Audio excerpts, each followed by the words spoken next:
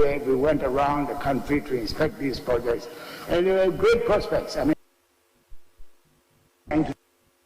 projects. Unfortunately, that money didn't go. We're stuck with a pilot. But you may know, we have initiated this great idea of diversification out of cocoa by selecting 6 crops, 3 crops. This August Parliament approved the establishment of an authority. The President of the Republic last year inaugurated the board and the management of this Tree Crop Development Authority in Kumasi in November last year. So their work is precisely to pursue what Cocoa Board couldn't do by developing these 6 crops, including coffee, third level Cocoa Board for development. We know that that is an area which is going to assist the country in the medium term. Thank you.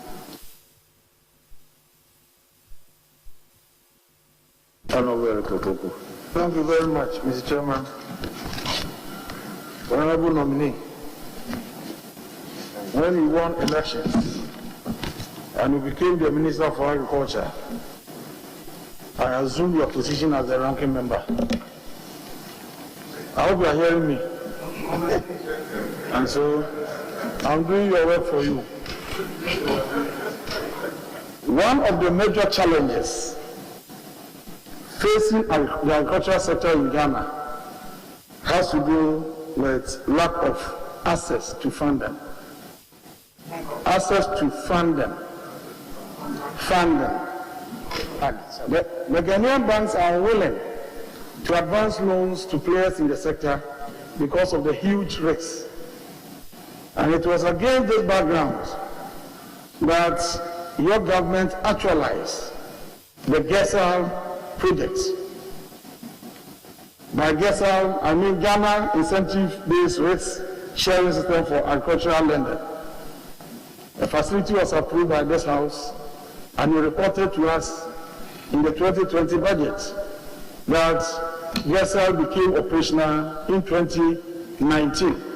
But you added that you have a board, full functional board, with management and staff. And you also indicated under paragraph 580 the arrangements the board is making to get more funds for farmers and those in agribusinesses. What specific legal instrument delivered this board?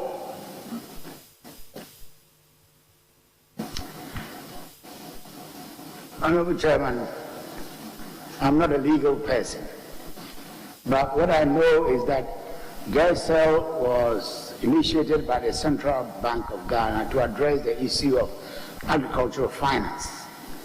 And they have made a lot of progress by forming a limited liability to manage GESAL. So GESAL, in practice, is now a limited liability company. The constitution of the board, I have to consult with the Central Bank, which is the sponsor of this, of GESAL. But what I know is that GESAL is up and doing.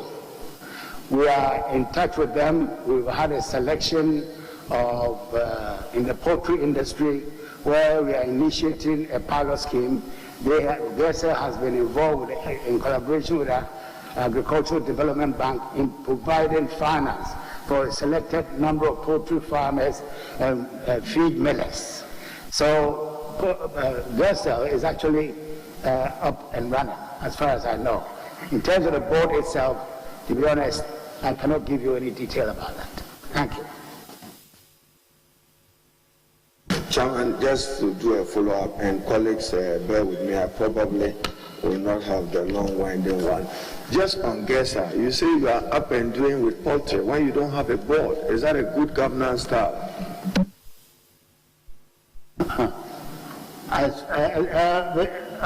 Honorable Chairman, as far as I'm concerned, we have been, between myself, the governor of the bank, and the Minister for Finance, we has been collaborating in trying to get this model financing for the poultry industry on a pilot basis, and that if it worked, then we're going to extend it to other agricultural activities.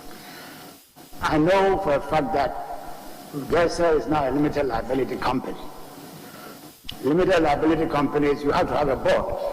So I'm very surprised if there's no board, then management alone cannot take decisions. Or then it means that GESA Limited is not properly constituted. And I doubt whether the central bank will supervise such an auditing.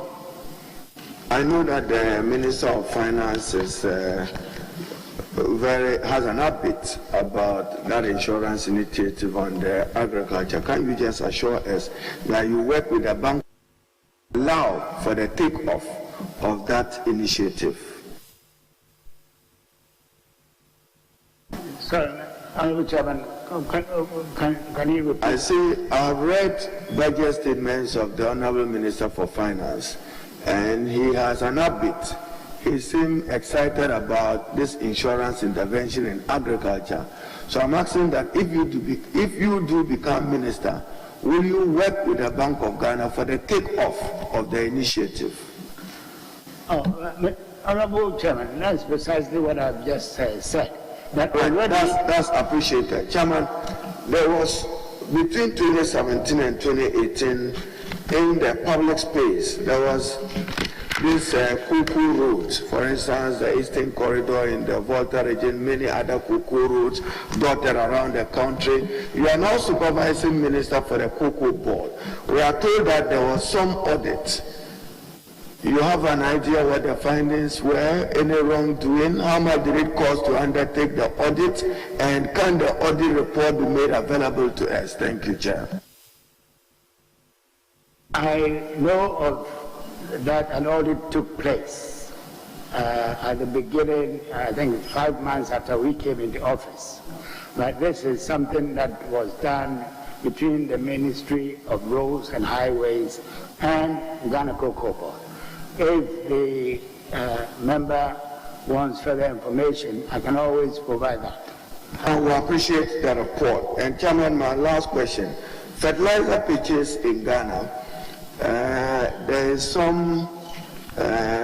a company, AMG, capital A, capital M, capital G, which probably was incorporated in 2017, I hope I get it right, which has won a number of major contracts. I'm also aware that the Ghana Exim Bank have loaned them some money. The servicing of it is not as good as it should be. Do you have any interest in the company? Is there any relationship? Honorable Chairman, I deal with loads of companies in the Ministry for Food and Agriculture. In fact, in this particular activity of fertilizer, there are over 50 companies that we deal with. All the 50 companies cannot be, the details cannot be, and their activities are beyond me. So I'm not in a position to answer that question.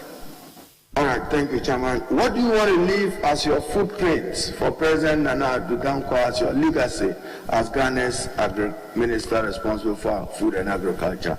Thank you, Chairman. Planting for food and jobs. That's what I want to leave for the people of Ghana. Thank you very much, Mr. Chairman. Just a short follow-up. You indicated in your response to the person I posed on GESA that Bank of Ghana has formed limited liability company. Who are the shareholders? Bank of Ghana.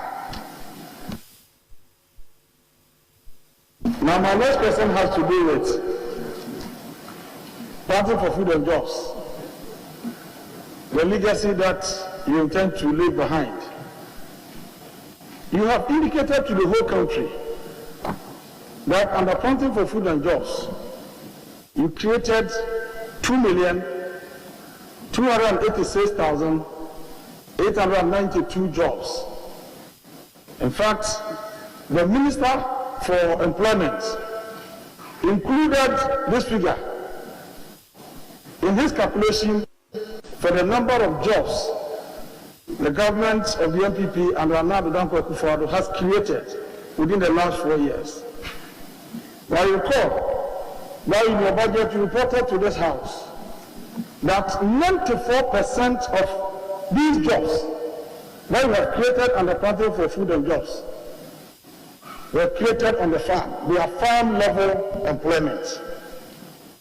When you calculate that 94%, it will give you 2,194,678. These are jobs you claim you have created through Contractor for food and jobs on the farm. When you talk about farm level employment, what exactly do you mean? Can you give us the specifics?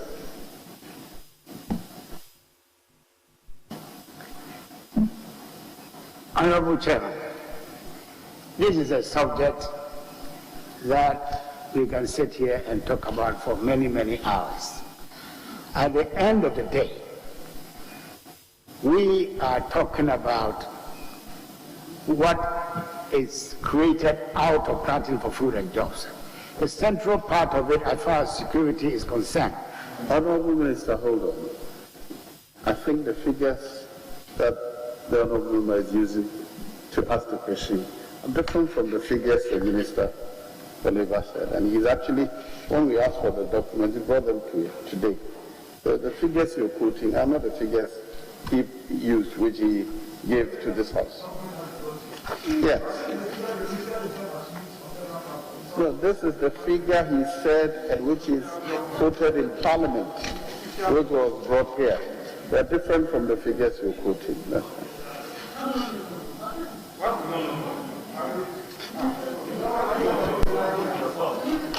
Sorry? I'm saying that the figures you are ascribing to the Minister for Labour is different from the figure the Minister for Labour brought to this House. He came to answer a question in the House, and he submitted the documents. It's a copy he has just brought because when he appeared before us, we asked him to bring the same documents. We brought them to us this morning. So I want you to ask your question, but quote appropriately the figures, not the figures you quote. That's not what is the official document before us. Chairman, the figure I quoted, I said the Minister himself. Oh, the Minister himself. Yes, this is a figure I heard you say yes, it has been used on several platforms. And I refer to the handing over notes of the Minister for Employment, which also referred to the same figure.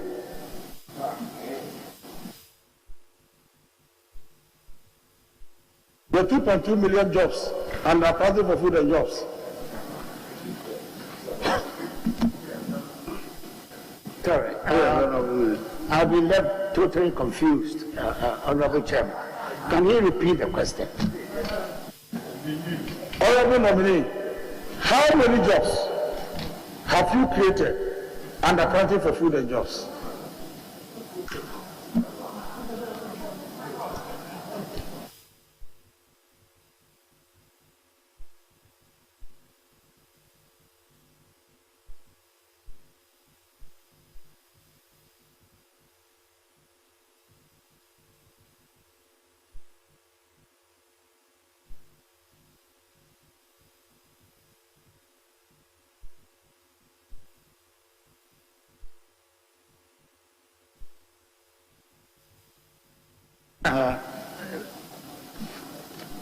Honorable Chairman, I'll have to come back to him on that. But I want to make a very clear explanation. We are talking about job creation, which is part of the title of the government's policy, Planting for Food and Jobs. The jobs are deriving from the food that we are producing in abundance for the people of this country. The only determination of the figure, ideally, will be to have a labor census in the areas that Planting for Food and Jobs are being conducted. But it is not possible to conduct a labor census to determine accurately the number of jobs created in the area where food and jobs are being undertaken. So we have to rely on estimates. And those estimates, the figures that I've given, that is quoted by the honorable member, are derived from the estimates that we make. We are not saying that it is to the last person, but just to give a comparative analysis in terms of the fact that if, for instance, in the case of maize, I mentioned earlier, Honorable Chairman, that maize production has gone up from 1.8 to 3 million metric tons. Obviously, using the labor-intensive methods, because we have very little machinery, has to be by hand that this increased production takes place. And of course, it would mean that more people are engaged to be able to produce the quantities that we are talking about. So I don't think we need to split hairs about whether it's 1.8 million or 2-point-something million. Basic question is, has production taking place? Has the growth taken place? We are saying yes. And secondly, how did it come about? We are saying by labor, by engaging rural labor, and in some cases even urban labor. And then thirdly, what is it that the quantity of site labor? That is where there is a controversy as to whether it's 1.2 or 1.7 or 2.1. So I don't think we should labor the point to the extent that it becomes, it erases from us the essence of what the government is doing in promoting agriculture in Ghana. Thank you. Mr. Chairman, the Honorable nominee has on several platforms been very precise in respect of jobs created under Planting for Food and Jobs. On one of the platforms, he has created 2,287,892 jobs. It's all over.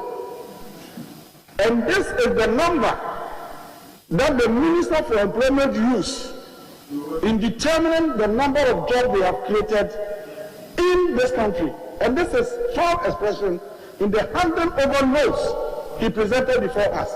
And he indicated that that was even prepared somewhere in July, and that the updated figures will be made available to Mr. Chairman. Mr. Chairman, when you read paragraph 259 of the 2020 budget, it is stated that 94% of the jobs created under Planting for Food and Jobs were created on the farm. The peasant farmers on the farm created 2.1 million jobs.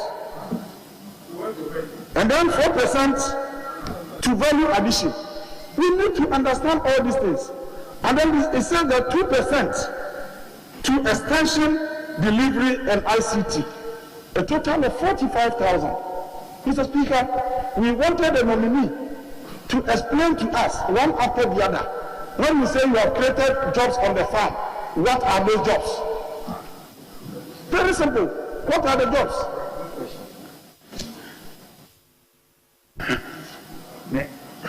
Honorable Chairman, I still do not understand the intervention of the Honorable Member of Parliament.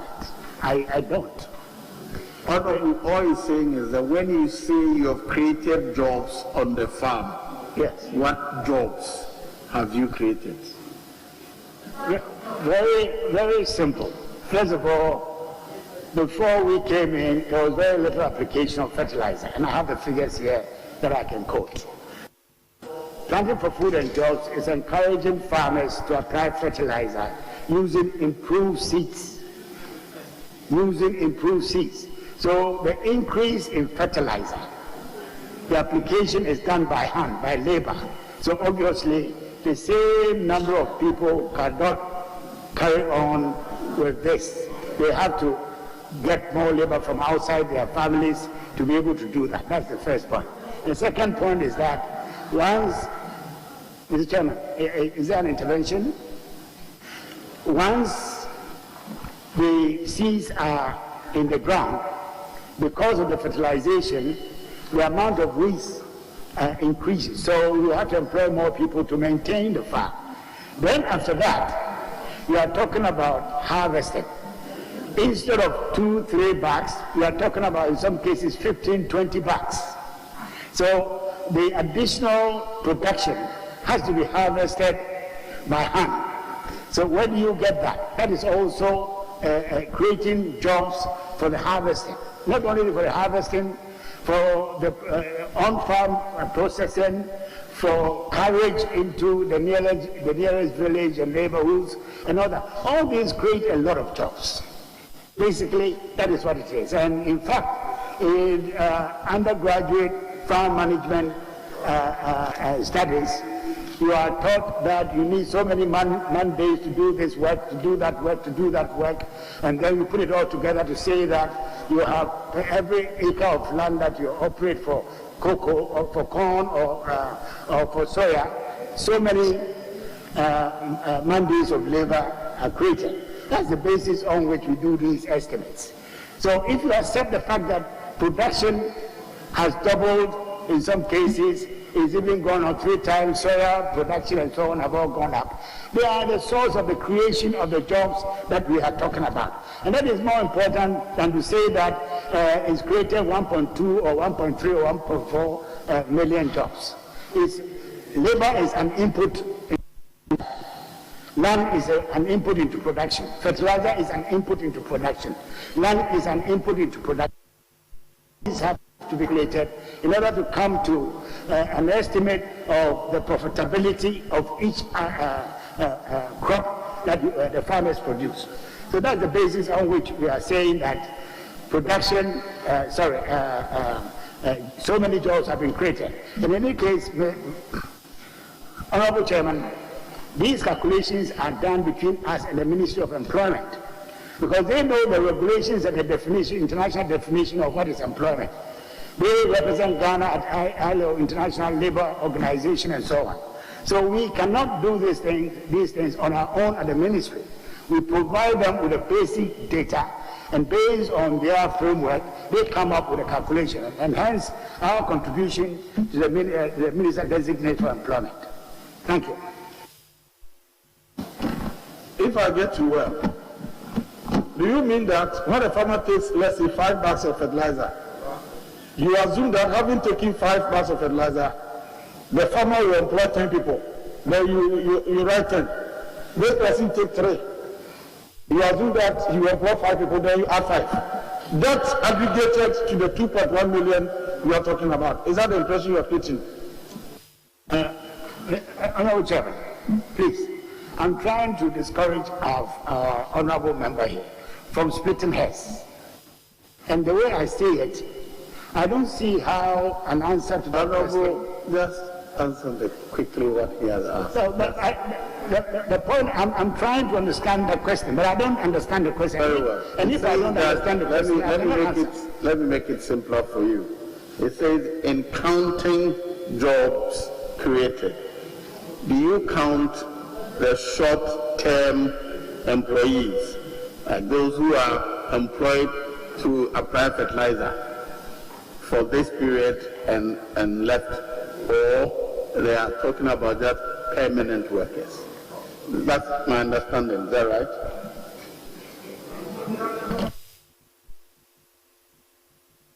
Yes, it says I'm right. So yeah, we're talking about permanent employment, not job creation. From my recollection of what the Ministry of Labour is saying, the definition by ILO, that is not just going to apply fertilizer and going home to sleep, and then we can't do as job creation. In any case, the same pool of labor. They're talking about rural labor.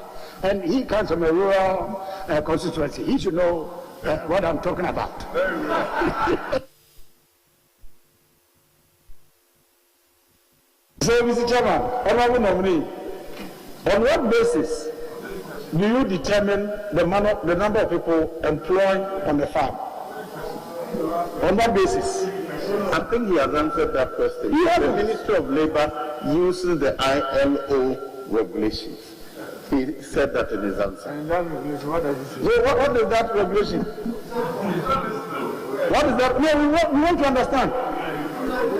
Mr. Chairman, this is a very important issue. The nominee is in charge of the sector. he has implemented a very important program. And he claimed that that program has generated so many jobs. We are now interrogating those jobs. And he's saying that when we supply the fertilizer, Honorable member, ask a question, please. so I was just asking, what is that regulation? The ILO regulation that determines the on-farm employment. What is it? Chairman, I'm surprised. The Minister of Labour himself has been here. He didn't ask him that question. Do you know that regulation or not? Just answer shortly. Honourable Chairman, and Do you know that particular regulation or not? I will refer to my brother, the Minister of Employment. Yeah. Your last one, please. Mr. Chairman,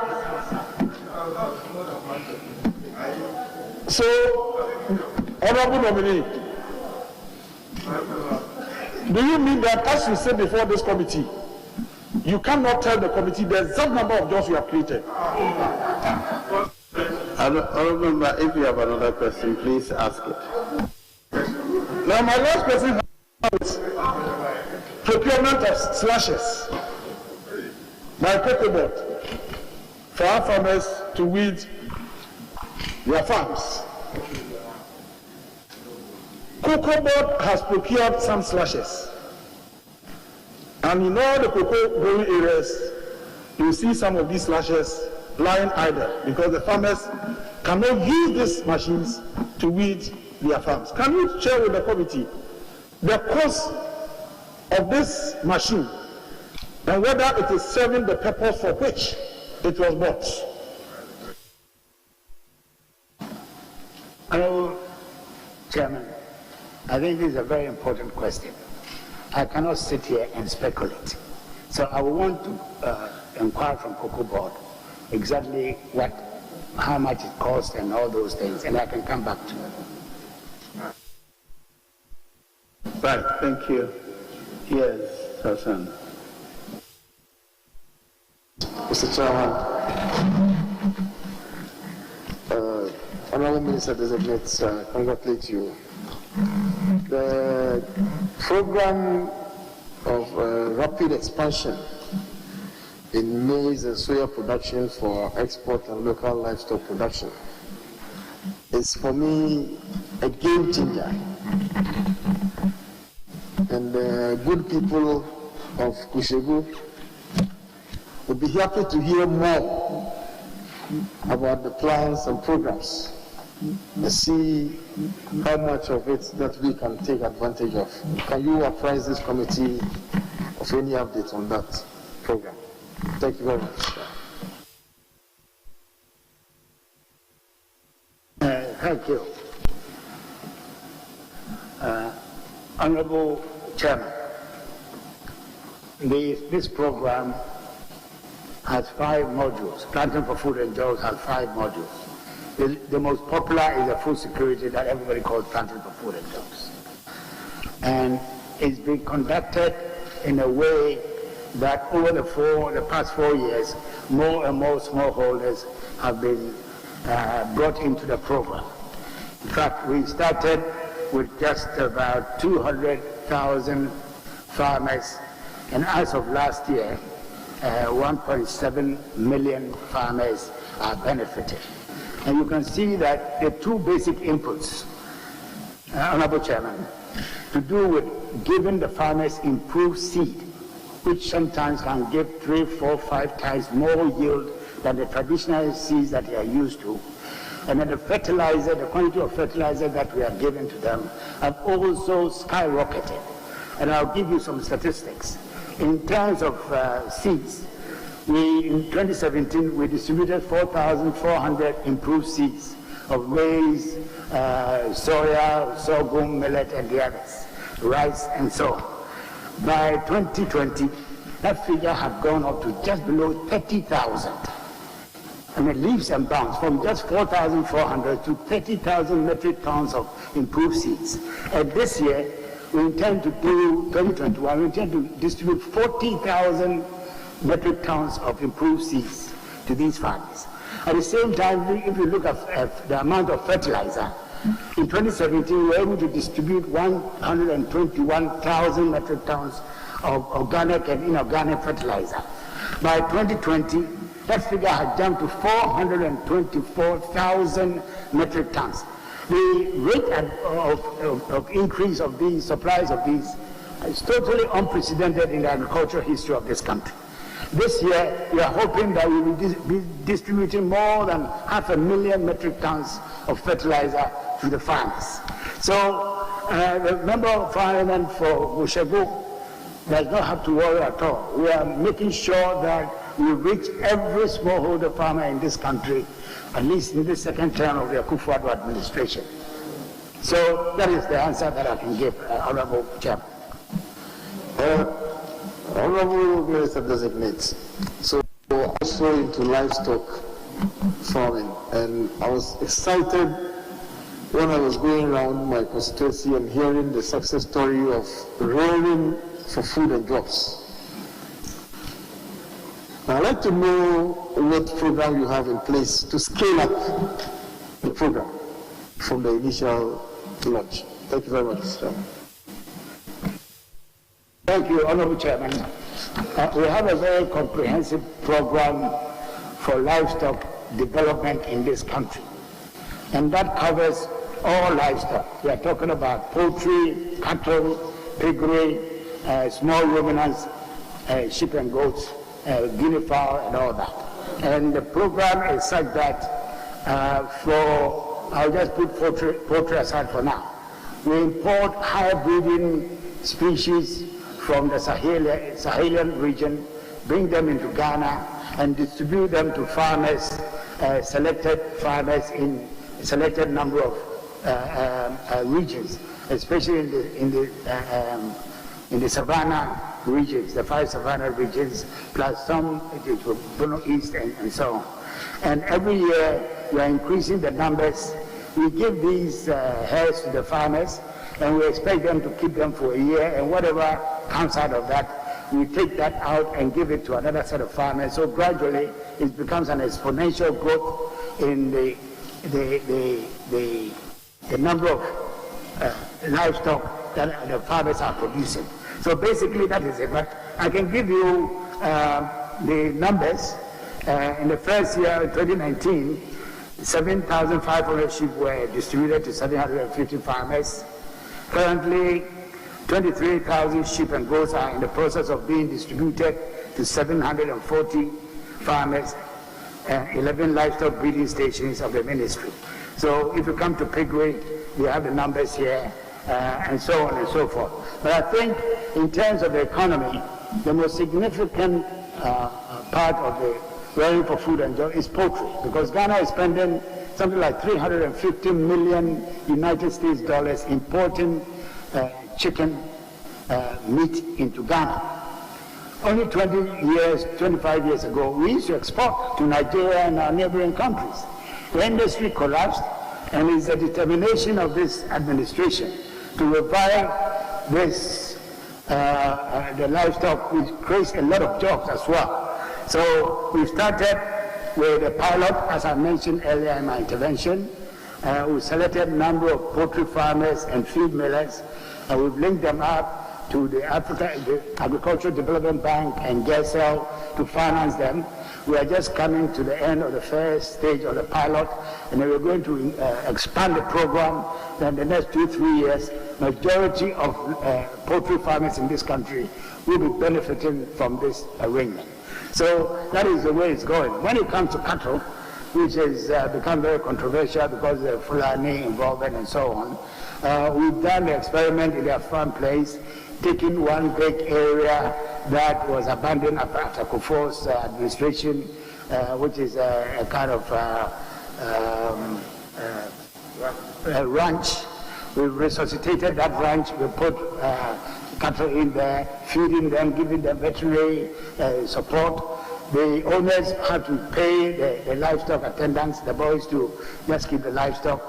We do everything, and it's proving very successful. So we intend to expand that even to our borders in the north, so that they don't have to come all the way down, but they can be and they can have a cattle ranch there, and then the slaughtering and so on, the meats can be brought into the big cities and so on.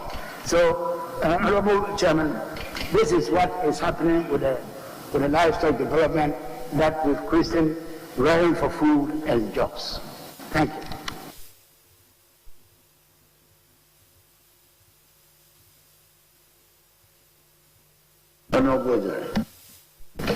Thank you very much, Honorable Chair. Honorable nominee, I respectfully take you back to the Budget Statement 2020, page 57 briefly, which says that 94,259, it says that 94% of these jobs are linked to farm level development. Are you thinking of an agri policy targeted at university graduates that will help them to get employment, high-end employment in the agribusiness? Because it's obvious that these are low-level employment. Are you targeting young university graduates in high-level employment in agribusiness? Thank you. Hello, Chair.